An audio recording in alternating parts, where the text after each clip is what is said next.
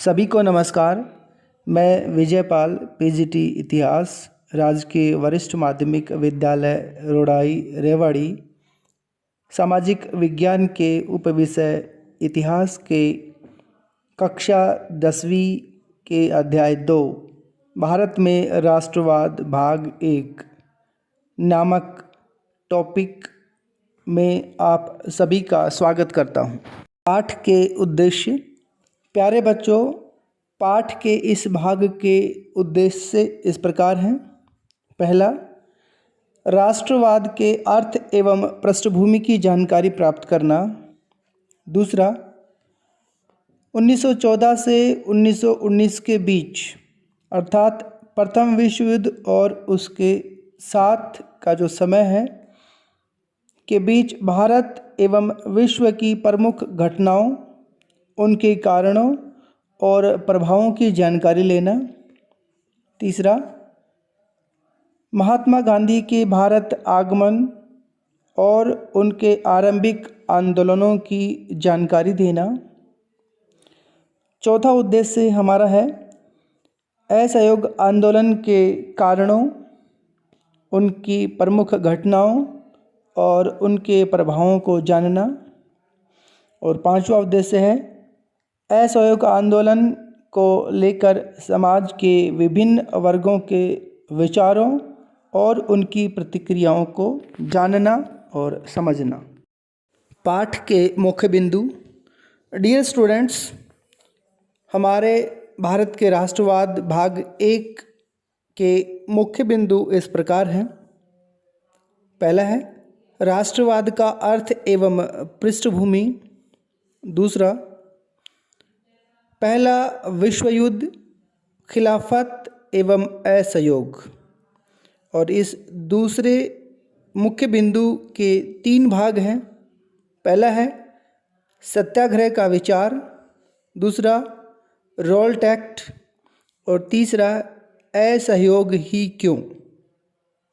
हमारा तीसरा मुख्य बिंदु है आंदोलन के भीतर अलग अलग धाराएं। और इस तीसरे मुख्य बिंदु के भी 3 भाग हैं। पहला है शहरों में आंदोलन, दूसरा है ग्रामीण इलाकों में विद्रोह और तीसरा बागानों में स्वराज। तो हमारे इस भाग 1 के 3 मुख्य बिंदु हैं। राष्ट्रवाद का अर्थ एवं पृष्ठभूमि, पहला विश्व युद्ध, खिलाफत एवं असहयोग और तीसरा है आंदोलन के भीतर अलग अलग धाराएं। राष्ट्रवाद का अर्थ एवं पृष्ठभूमि। प्यारे बच्चों, हमारे भाग 1 के इस मुख्य बिंदु में हमें यह देखना है कि राष्ट्रवाद का अर्थ क्या होता है और इसकी शुरुआत कहाँ होती है और किस प्रकार भारत में राष्ट्रवाद की भावना का विकास होता है। राष्ट्रवाद शब्द 2 शब्दों से मिलकर बना है, राष्ट्र और वाद। राष्ट्र का मतलब होता है देश, कंट्री, और वाद का अर्थ होता है विचार, अर्थात देश के प्रति विचार या देश के प्रति भावना। जैसा कि आप लोग जानते हैं, यूरोप में आधुनिक राष्ट्रवाद के साथ ही राष्ट्र राज्यों का उदय हुआ था। राष्ट्र राज्यों का मतलब, जैसे प्राचीन काल में आप लोग जानते हैं कि राज्य, साम्राज्य या भारत की बात करते हैं तो जनपद, महाजनपद, साम्राज्य, इस तरह से लोगों का एक पहचान होती थी और राजाओं के अनुसार उन राज्यों, साम्राज्यों की सीमाएं बदलती रहती थी। लेकिन आधुनिक राष्ट्र का विचार या राष्ट्र राज्यों का विचार यूरोप में आधुनिक राष्ट्रवाद के साथ ही शुरू होता है। इससे लोगों की अपने बारे में समझ बदलने लगी कि वे कौन हैं, उनकी पहचान किस बात से परिभाषित होती है, यह भावना बदल गई। उनमें राष्ट्र के प्रति लगाव का भाव पैदा होने लगा। नए प्रतीकों और चिन्हों ने, नए गीतों और विचारों ने नए संपर्क स्थापित किए और समुदाय की सीमाओं को दोबारा परिभाषित कर दिया। ज़्यादातर देशों में इस नई राष्ट्रीय पहचान का निर्माण एक लंबी प्रक्रिया के द्वारा हुआ है। उदाहरण के लिए फ्रांस की क्रांति, अमेरिकी क्रांति, रूस की क्रांति या इंग्लैंड में एक लंबा दौर, अर्थात हर देश में राष्ट्रवाद का अपना एक प्रोसेस रहा है। आइए देखें कि हमारे देश में यह चेतना या भावना किस प्रकार पैदा हुई। अनेक दूसरे उपनिवेशों की तरह ही भारत में भी आधुनिक राष्ट्रवाद के उदय की घटना उपनिवेशवाद विरोधी आंदोलन के साथ गहरे तौर पर जुड़ी हुई थी। औपनिवेशिक शासकों के खिलाफ संघर्ष के दौरान लोग आपसी एकता को पहचानने लगे थे, क्योंकि औपनिवेशिक शासन का उत्पीड़न और दमन सभी समूहों को आपस में बांध रहा था। लेकिन हर वर्ग और समूह पर उपनिवेशवाद का असर एक जैसा नहीं था। उनके अनुभव भी अलग अलग थे और स्वतंत्रता के मायने भी अलग अलग थे। लेकिन महात्मा गांधी के नेतृत्व में कांग्रेस ने इन सभी समूहों को इकट्ठा करके एक विशाल आंदोलन खड़ा किया था और इसी सामूहिक आंदोलन ने भारत में राष्ट्रवाद की चेतना को पैदा किया। पहला विश्व युद्ध, खिलाफत और असहयोग। प्यारे बच्चों, इस मुख्य बिंदु के दूसरे भाग में हमें प्रथम विश्व युद्ध से लेकर के असहयोग आंदोलन के समाप्त होने तक की प्रमुख घटनाओं के बारे में जानकारी प्राप्त करनी है, जिसमें हमें प्रथम विश्व युद्ध के दौरान और उसके बाद भारत पर क्या प्रभाव पड़े इसको जानना है। महात्मा गांधी के दक्षिण अफ्रीका के आगमन के बाद आरंभिक उनके आंदोलनों को समझना है। खिलाफत आंदोलन और असहयोग आंदोलन किन कारणों से शुरू होता है और किस प्रकार का उन पर प्रभाव रहता है, इन सभी को विस्तार पूर्वक समझना है। प्रथम विश्व युद्ध के कारण भारत के रक्षा व्यय में या खर्च में भारी इजाफा हो गया था। इस खर्चे की भरपाई के लिए बहुत ज़्यादा भारत सरकार के द्वारा, अर्थात उस समय की ब्रिटिश सरकार के द्वारा कर्जे लिए गए और अंततः उन कर्जों का भार करों के रूप में लोगों पर डाल दिया गया। सीमा शुल्क बढ़ा दिया गया, आयकर शुरू कर दिया गया। परिणाम ये निकला कि कीमतें बहुत तेज़ी से बढ़ने लगीं।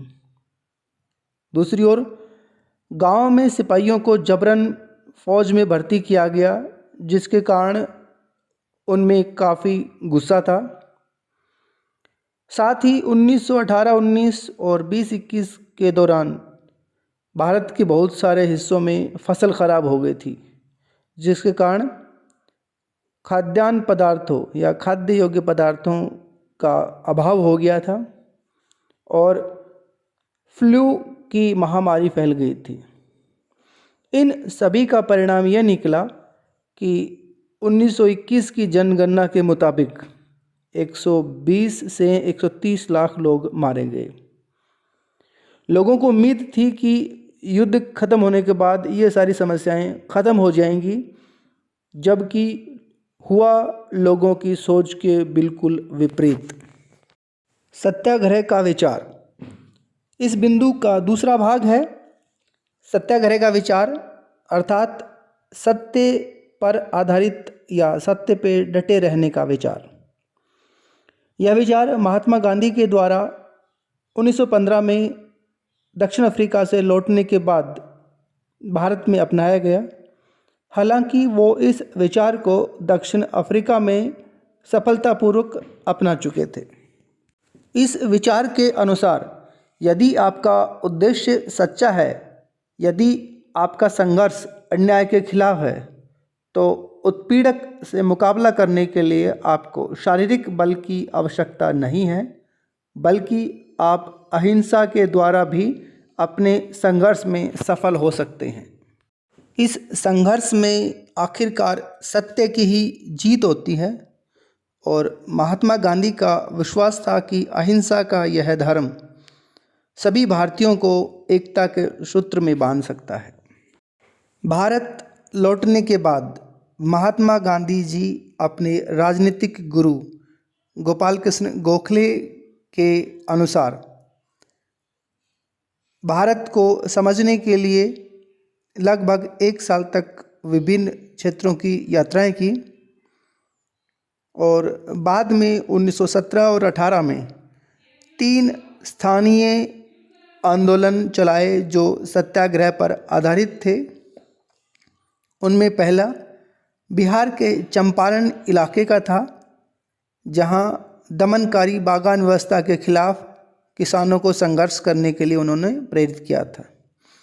दूसरा, 1917 में गुजरात के खेड़ा जिले के किसानों की मदद करने के लिए सत्याग्रह का आयोजन किया, जहां फसल खराब हो जाने और प्लेग की महामारी के कारण लगान चुकाने की हालत में किसान नहीं थे, इसलिए लगान ढील देने के लिए आंदोलन किया जा रहा था। और तीसरा, गुजरात के ही अहमदाबाद क्षेत्र में है, जो सूती कपड़ा कारखानों के मजदूरों की समस्याओं से संबंधित था। इन तीनों स्थानीय आंदोलनों ने महात्मा गांधी को भारत को और भारतीयों को समझने में मदद की, साथ ही उन्हें एक नेता के रूप में उभरने में भी बहुत महत्वपूर्ण योगदान दिया। Raoult act. अपने शुरुआती आंदोलनों से उत्साहित होकर महात्मा गांधी ने 1919 में प्रस्तावित रोल्ट एक्ट के खिलाफ एक राष्ट्रव्यापी सत्याग्रह आंदोलन चलाने का फैसला किया, क्योंकि यह आंदोलन बहुत जल्दबाजी में पास किया गया था और भारतीयों का इसके प्रति काफ़ी विरोध था। सरकार को इस कानून के द्वारा काफ़ी राजनीतिक शक्तियाँ मिल गई थी। इस कानून के द्वारा सरकार राजनीतिक गतिविधियों को कुचल सकती थी और राजनीतिक कैदियों को 2 साल तक बिना मुकदमा चलाए जेल में बंद रख सकती थी। महात्मा गांधी ऐसे अन्यायपूर्ण कानून के खिलाफ अहिंसक ढंग से नागरिक अवज्ञा चलाना चाहते थे। इसे 6 अप्रैल को एक हड़ताल के साथ शुरू होना था। इस आंदोलन के तहत विभिन्न शहरों में रैली और जुलूसों का आयोजन किया गया। रेलवे वर्कशॉप में जो काम करने वाले थे वो हड़ताल पर चले गए, दुकानें बंद हो गई। इस व्यापक जन आंदोलन को देखते हुए और रेलवे और टेलीग्राफ जैसी सुविधाओं के भंग हो जाने की आशंका से अंग्रेज़ों ने इस राष्ट्रव्यापी आंदोलन पर दमन करना शुरू कर दिया। अमृतसर में बहुत सारे स्थानीय नेताओं को हिरासत में ले लिया गया और 10 अप्रैल को पुलिस ने एक शांतिपूर्ण जुलूस पर गोली चला दी। उसके बाद लोग बैंकों, डाकखानों, रेलवे स्टेशनों पर हमले करने लगे।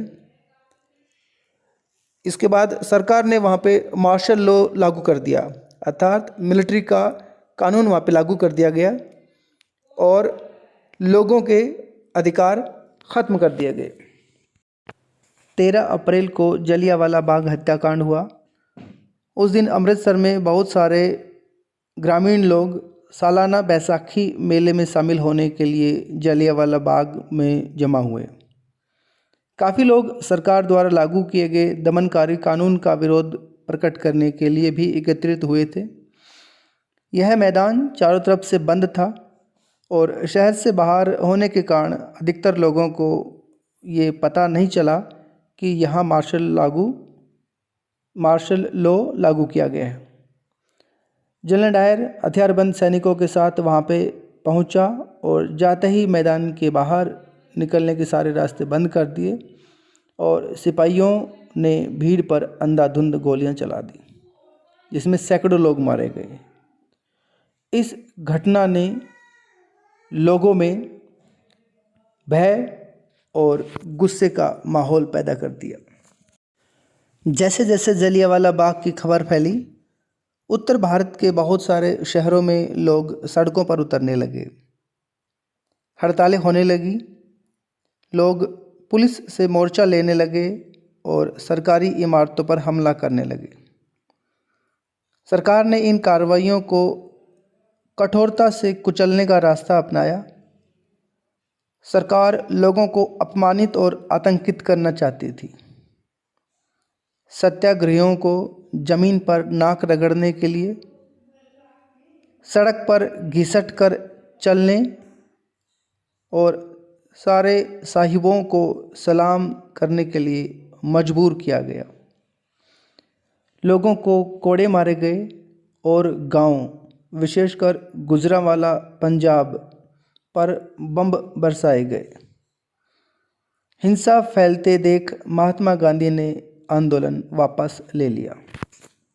हालांकि रोल्ट सत्याग्रह एक बड़ा आंदोलन था, लेकिन अभी भी वह मुख्य रूप से शहरों और कस्बों तक ही सीमित था। महात्मा गांधी पूरे भारत में और भी ज़्यादा जनाधार वाला आंदोलन खड़ा करना चाहते थे, लेकिन उनका मानना था कि हिंदू और मुसलमानों को एक दूसरे के नज़दीक लाए बिना ऐसा कोई आंदोलन नहीं चलाया जा सकता। उन्हें लगता था कि खिलाफत का मुद्दा उठाकर वे दोनों समुदायों को नज़दीक ला सकते हैं। पहले विश्व युद्ध में ओटोमन तुर्की की हार हो चुकी थी। इस तरह की अफवाहें फैल रही थी कि इस्लामिक नेता अर्थात खलीफा पर एक सख्त शांति संधि सौंपी जाएगी। खलीफा की तात्कालिक शक्तियों की रक्षा करने के लिए मार्च 1919 में बम्बई में एक खिलाफत समिति का गठन किया गया। मोहम्मद अली और शौकत अली बंधुओं के साथ साथ कई युवा मुस्लिम नेताओं ने इस मुद्दे पर संयुक्त जन कार्यवाही की तलाश देखते हुए महात्मा गांधी के साथ चर्चा शुरू कर दी थी।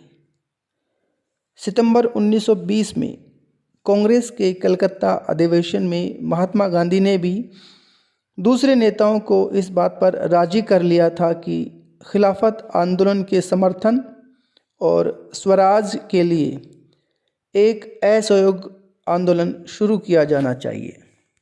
असहयोग ही क्यों? डियर स्टूडेंट्स, यह हमारे इस दूसरे बिंदु का तीसरा भाग है, जिसमें हमें देखना है कि असहयोग आंदोलन ही क्यों शुरू किया गया।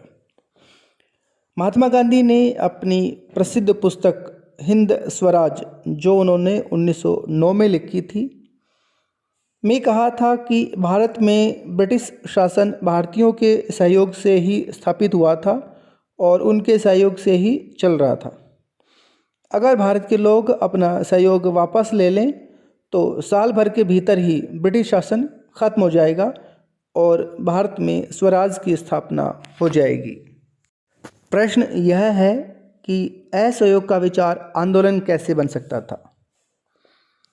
महात्मा गांधी का सुझाव था कि यह आंदोलन चरणबद्ध तरीके से आगे बढ़ना चाहिए। सबसे पहले लोगों को सरकार द्वारा दी गई पदवियां लौटा देनी चाहिए और सरकारी नौकरियों, सेना, पुलिस, अदालतों, विधायी परिषदों, स्कूलों और विदेशी वस्तुओं का बहिष्कार करना चाहिए। अगर सरकार दमन का रास्ता अपनाती है तो व्यापक सविनय अवज्ञा अभियान भी शुरू किया जाए। 1920 की गर्मियों में गांधी जी और शौकत अली ने आंदोलन के समर्थन जुटाने के लिए देश भर में यात्राएं की। हालांकि बहुत सारे कांग्रेस के लोग इन प्रस्तावों पर शंकित या आशंकित थे, क्योंकि वे नवंबर 1920 में होने वाले विधायी परिषदों के चुनावों का बहिष्कार नहीं करना चाह रहे थे। उन्हें भय था कि इस आंदोलन में लोग हिंसा कर सकते हैं। परिणाम स्वरूप सितंबर से दिसंबर तक कांग्रेस में भारी खींचतान चलती रही। कुछ समय के लिए ऐसा लगा था कि आंदोलन के समर्थकों और विरोधियों के बीच सहमति नहीं बन पाएगी, लेकिन आखिरकार दिसंबर 1920 में कांग्रेस के नागपुर अधिवेशन में एक समझौता हुआ और असहयोग कार्यक्रम पर स्वीकृति की मोहर लगा दी गई। आंदोलन के भीतर अलग अलग धाराएं। डियर स्टूडेंट्स, यह हमारे इस भाग का तीसरा बिंदु है, जिसमें हमें यह देखना है कि असहयोग और खिलाफत आंदोलन जो जनवरी 1921 में शुरू हुए थे को लेकर समाज के अलग अलग वर्गों जैसे गांवों, शहरों और बागानों के लोगों के विचार किस प्रकार के थे। शहरों में आंदोलन। प्यारे बच्चों, आइए देखते हैं कि शहरों में यह आंदोलन किस प्रकार रहा। आंदोलन की शुरुआत शहरी मध्यम वर्ग की हिस्सेदारी के साथ हुई थी। हजारों विद्यार्थियों ने स्कूल कॉलेज छोड़ दिए, शिक्षकों ने इस्तीफे दिए, वकीलों ने मुकदमे लड़ना बंद कर दिया। मद्रास को छोड़कर ज़्यादातर प्रांतों में परिषद चुनाव का बहिष्कार किया गया। मद्रास में गैर ब्राह्मणों द्वारा बनाई गई जस्टिस पार्टी का मानना था कि काउंसिल में प्रवेश के जरिए उन्हें वे अधिकार मिल सकते हैं जो सामान्य रूप से केवल ब्राह्मणों को मिल पाते हैं। इसलिए इस पार्टी ने चुनाव का बहिष्कार नहीं किया। आर्थिक मोर्चे पर असहयोग का असर और भी ज़्यादा रहा। विदेशी सामानों का बहिष्कार किया गया। शराब की दुकानों की पिकेटिंग की गई। पिकेटिंग प्रदर्शन या विरोध का एक ऐसा तरीका होता है जिसमें लोग किसी दुकान, फैक्ट्री या दफ्तर के भीतर जाने का रास्ता रोक लेते हैं। और विदेशी कपड़ों की होली जलाई गई।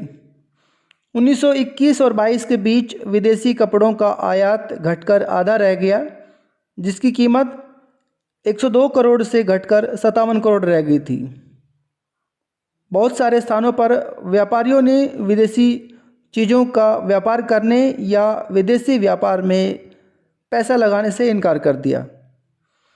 जब बहिष्कार आंदोलन फैला और लोग आयातित कपड़ों को छोड़कर केवल भारतीय कपड़े पहनने लगे, तो भारतीय कपड़ा मिलों और हथकरघों का उत्पादन भी बढ़ने लगा। लेकिन कुछ समय बाद शहरों में यह आंदोलन धीमा पड़ने लगा। इसके कई कारण थे, जैसे खादी का कपड़ा मिलों में बनने वाले कपड़े के मुकाबले महंगा होता था और गरीब आदमी इस खादी के कपड़े को नहीं खरीद सकता था।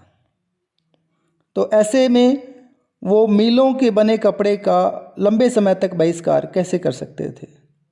दूसरी बात, ब्रिटिश संस्थानों के बहिष्कार से भी समस्या पैदा हो गई, क्योंकि इन संस्थानों के वैकल्पिक भारतीय संस्थानों की स्थापना जरूरी थी, लेकिन इनकी प्रक्रिया काफ़ी धीमी थी।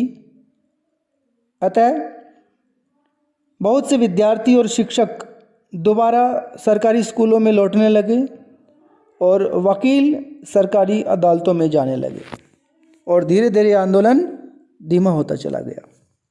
ग्रामीण इलाकों में विद्रोह। शहरों से बढ़कर असहयोग आंदोलन देहात में भी फैल गया था। युद्ध के बाद देश के विभिन्न भागों में चले किसानों व आदिवासियों के संघर्ष भी इस आंदोलन में समा गए थे। उदाहरण के लिए अवध में सन्यासी बाबा रामचंद्र किसानों का नेतृत्व कर रहे थे। उनका आंदोलन ताल्लुकदारों और जमींदारों के खिलाफ था, जो किसानों से भारी भरकम लगान और तरह तरह के कर वसूल कर रहे थे। किसानों को बेगार करनी पड़ती थी। बेगार का अर्थ होता है बिना पैसे के ज़बरदस्ती या बिना इच्छा के काम करवाना। पट्टेदार के तौर पर उनके पट्टे निश्चित नहीं होते थे। उन्हें बार बार पट्टे की ज़मीन से हटा दिया जाता था ताकि ज़मीन पर उनका कोई अधिकार स्थापित न हो सके। किसानों की मांग थी कि लगान कम किया जाए बेगार को ख़त्म किया जाए और दमनकारी जमींदारों का सामाजिक बहिष्कार किया जाए। बहुत सारे स्थानों पर जमींदारों को नाई धोबी की सेवाओं से वंचित करने के लिए पंचायतों ने नाई धोबी बंद का फैसला लिया। जून 1920 में जवाहरलाल नेहरू ने अवध के गांवों का दौरा किया और गांव वालों से बातचीत की तथा उनकी व्यथा को समझने का प्रयास किया। अक्टूबर तक जवाहरलाल नेहरू, बाबा रामचंद्र तथा अन्य कुछ लोगों के नेतृत्व में अवध किसान सभा का गठन कर लिया गया। महीने भर में इस पूरे इलाके के गांवों में संगठन की 300 से ज़्यादा शाखाएं बन चुकी थी। जब असहयोग आंदोलन शुरू हुआ तो कांग्रेस ने अवध के किसान संघर्ष को इस आंदोलन में शामिल करने का प्रयास किया, लेकिन किसानों के आंदोलन में ऐसे स्वरूप विकसित हो चुके थे जिन्हें कांग्रेस का नेतृत्व स्वीकार नहीं कर सकता था। जैसे 1921 में जब आंदोलन फैला तो तालुकदारों और व्यापारियों के मकानों पर हमले होने लगे, बाज़ारों में लूटपाट होने लगी और अनाज के गोदामों पर कब्जा कर लिया गया था। बहुत सारे स्थानीय नेता किसानों को समझा रहे थे कि गांधी जी ने ऐलान कर दिया है कि अब कोई लगान नहीं भरेगा और ज़मीन गरीबों में बांट दी जाएगी। महात्मा गांधी का नाम लेकर लोग अपनी सारी कार्रवाइयों और आकांक्षाओं को सही ठहरा रहे थे। वहीं दूसरी ओर आदिवासी किसानों ने महात्मा गांधी के संदेश और स्वराज के विचार का कुछ और ही मतलब निकाला। उदाहरण के लिए आंध्र प्रदेश की गुडेम पहाड़ियों में 1920 के दशक की शुरुआत में एक उग्र गुरिल्ला आंदोलन फैल गया। कांग्रेस इस तरह के संघर्ष को कभी स्वीकार नहीं कर सकती थी। जैसे दूसरे वन क्षेत्रों की तरह यहाँ पर भी अर्थात गुडेम क्षेत्र में अंग्रेजी सरकार ने बड़े बड़े जंगलों में लोगों के दाखिल होने पर रोक लगा दी थी। लोग इन जंगलों में अब न तो मवेशियों को चरा सकते थे और न ही यहाँ से लकड़ी और फल इकट्ठे कर सकते थे। इससे पहाड़ों के लोग परेशान और गुस्सा थे। न केवल उनकी रोजी रोटी पर असर पड़ रहा था, बल्कि उन्हें लगता था कि उनके परंपरागत अधिकार भी छीने जा रहे हैं। जब सरकार ने उन्हें सड़कों के निर्माण के लिए बेगार करने पर मजबूर किया तो यहाँ के लोगों ने बगावत कर दी। उनका नेतृत्व करने वाले अल्लूरी सीताराम राजू एक दिलचस्प व्यक्ति थे। उनका दावा था कि उनके पास बहुत सारी विशेष शक्तियां हैं, जैसे वह सटीक खगोलीय अनुमान लगा सकते हैं, लोगों को स्वस्थ कर सकते हैं और गोलियां भी उन्हें नहीं मार सकती। राजू के व्यक्तित्व से प्रभावित होकर लोग उन्हें ईश्वर का अवतार मानने लगे। हालांकि राजू महात्मा गांधी की महानता का गुण गाते थे और असहयोग आंदोलन से अपने आप को प्रेरित भी बताते थे। साथ ही लोगों को खादी पहनने और शराब छोड़ने के लिए प्रेरित भी किया। लेकिन उनका मानना था कि अहिंसा के बल पर नहीं, बल्कि बल प्रयोग के जरिए ही भारत को आज़ाद किया जा सकता है। गुडेम विद्रोहियों ने पुलिस थानों पर हमले किए, ब्रिटिश अधिकारियों को मारने की कोशिश की और स्वराज प्राप्ति के लिए गुरिल्ला युद्ध चलाते रहे। 1924 में राजू को फांसी दे दी गई। हालांकि राजू अपने लोगों के बीच एक लोक नायक बन चुके थे। बागानों में स्वराज। डियर स्टूडेंट्स, आइए अब देखते हैं कि बागानों में जो लोग काम करते थे या मजदूरों के रूप में काम करते थे, उनके लिए स्वराज का क्या अर्थ था। महात्मा गांधी के विचारों और स्वराज की अवधारणा के बारे में मजदूरों की अपनी समझ थी। उदाहरण के लिए आसाम के बागानी मजदूरों के लिए आज़ादी का मतलब यह था कि वे उन चार दीवारियों से जब चाहे आ जा सकते थे जिनमें उनको बंद करके रखा गया था। उनके लिए आज़ादी का मतलब था कि वे अपने गांवों से संपर्क रख पाएंगे। हालांकि इससे पहले 1859 के इनलैंड इमिग्रेशन एक्ट के तहत बागानों में काम करने वाले मजदूरों को बिना इजाज़त बागान से बाहर जाने की छूट नहीं होती थी और यह इजाज़त उन्हें विरले ही कभी मिलती थी। लेकिन अब उन्होंने जब असहयोग आंदोलन के बारे में सुना तो हजारों मजदूर अपने अधिकारियों के आदेशों की अवहेलना करने लगे। उन्होंने बागान छोड़ दिए और अपने घर को चल दिए। उनको लगता था कि अब गांधी राज आ रहा है, इसलिए अब तो हर एक को गांव में ज़मीन मिल जाएगी। लेकिन वे अपनी मंजिल पर नहीं पहुंच पाए क्योंकि रेलवे और स्टीमरों की हड़ताल के कारण वे रास्ते में ही फंसे रह गए, जहां उन्हें पुलिस ने पकड़ लिया और उनकी बुरी तरह पिटाई की। इन स्थानीय आंदोलनों की अपेक्षाओं और दृष्टियों को हालांकि कांग्रेस के कार्यक्रम में परिभाषित या स्पष्ट नहीं किया गया था, इसलिए इन स्थानीय लोगों के लिए स्वराज शब्द का अर्थ अपने हिसाब से अलग अलग था। उनके लिए यह एक ऐसे युग का प्रतीक था जब सारे कष्ट और सारी मुसीबतें उनकी ख़त्म हो जानी थी।